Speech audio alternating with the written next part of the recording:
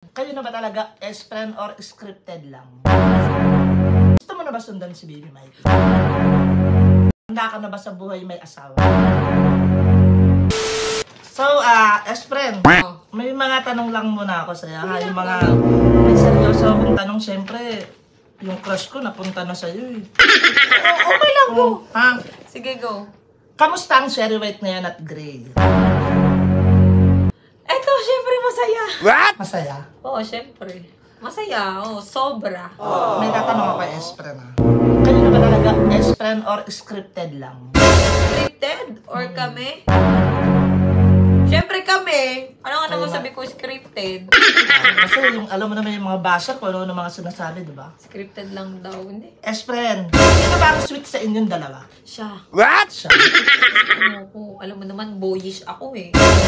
Boyish ako eh, so kapag ka, lagi akong high blood eh. Pag high blood ako, lagi lang akong niyayakap, lagi lang akong nilalaplap. Pero totoo, S-friend, napaka-blooming mo. So, oh shit! Oh shit! Hindi, kahit naman yung mga dati, blooming ka na, pero iba yung laging blooming mo Iba yung ngayon, no? Oo, parang lagi kang happy-happy. Hindi, baka buntis. What? Gusto mo na ba sundan si Baby Mikey? Gustong-gusto na namin, kaya nga bumubuo na kami. Wow, sweet. Hindi, seryoso Si Gray, sabi ko sa kanya, wag na kaming gumamit ng ano ba tawag doon? Con-stress, ano ba yan? Condom! Yan. Wag na gumamit nun para mabuo na. Handa ka na ba sa buhay may asawa? Ready na ako kasi okay naman na lahat. Nakasettle na lahat. May bahay na. Magninegosyo na rin. Yung bata, may insurance na. Yung anak ko, yung family ko, naka-insurance na rin. So, ready na lahat, kumbaga. Wala na akong dapat isipin kasi bago ako mag-asawa, sinettle ko na lahat.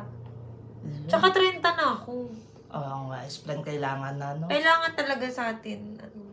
Siyempre, ayoko naman, mahirap kasi ang buhay ngayon. So, S-friend, hindi ko magpo-propose si Grace sa'yo. Matik yan, yes yan. Matik na, no? Depende, kung wala siyang gagawin, edi yes. Kung may gagawin, ba't ka mag-yes? Hindi, wala nang gagawin yun. Charis! Pagyan natin ng konting issue, no ka ba naman? Paano kung mapunta ulit sa akin, okay lang? Sa'yo? Mag-yes pa din ako. Tayo. Go. S-friend, huling katanungan ko. Anong masasabi mo sa mga basher na, alam mo na, ang daming basher na piniperahan ka lang, scripted, ano masasabi mo doon? No, namang umbog, hindi ka na nasanay sa basher. Oo nga. Kasi kayo, guys, kung hindi kayo masaya sa mararating ng ibang tao, manahimik na lang kayo. Hindi mo kailangan manahimik. Manggigil ka lang. Hindi, kasi ganito yan eh. Example, ikaw basher kita. Ikaw ang nagsalita ng hindi maganda. So, sino ang masama sa atin dalawa? Sino ang magdadala? Ako nga eh. Kahit mismo sa sobrang galit ko, sa example, kaaway kita, galit na galit ako sa'yo, never ako magsasalita ng kakarmahin ka. Never ko yun. Tsaka ang salitang malas, hindi ko yan binabanggit. Malas po naman eh. Hindi ko yan ina-apply sa utak ko. Tsaka yung salitang karma, dalawa yan. Sa totoo lang, pagdating sa flow ng buhay, lagi ako positive. Kailangan lagi mo tatak sa utak mo, lagi kang bless. May pera o wala, at least wala kang sakit. May pera o wala, bless ka pa rin. Sa araw-araw na gumigising ka, pagising mo buhay ka, bless na bless ka. Ano sa bagay? S-friend naman! Tama naman, S-friend. No? Kasi ako minsan, puro negative din ako yun. Huwag ka mag-negative. Paano isa lang ang buhay natin. Saglit lang yan. Hindi naman tatagal ng 100 yan eh.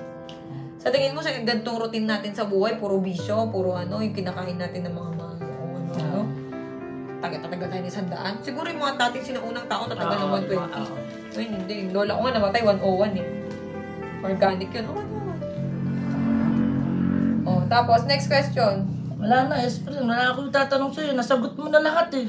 Basta ako maligayang-maligaya ako sa unang-una, S-friend, mas maligayang-maligaya ako at siyempre kahit paano nakilala kita, nakasama ko yung S-friend ko, di ba? Bigla naiyak. Wala, umiiyak! Bakit? Ba't ka, tatanong ako sa'yo, ba't ka umiiyak? Alalalalalala! Dito! Ba't ka umiiyak? Si Gray. Ano ba, dahil ba nasa akin na si Gray? Hindi, bakit ka umiiyak? Siyempre, nabigyan ako ng opportunity na makasama ka. Yung parang, ikaw yung nag-push na ituloy yung vlog, gano'n. Nakikita ko naman, nagpa-vlog ka naman eh.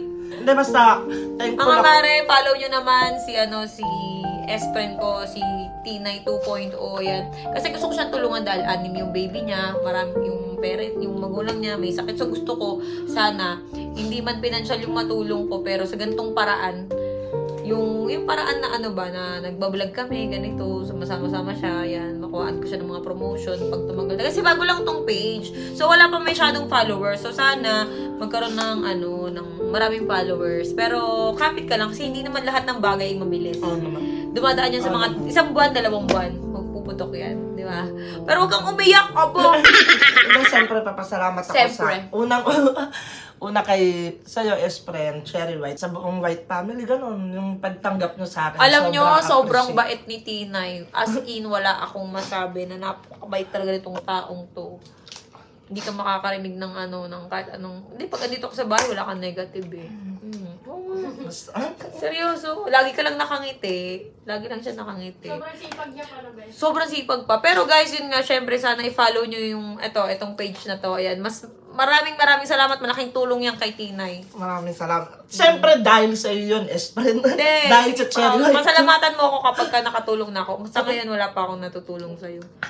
Salamat. Kahit di ka Maraming na sa akin salamat. Thank mag-thank you, you S-friend. kay Lord na lang.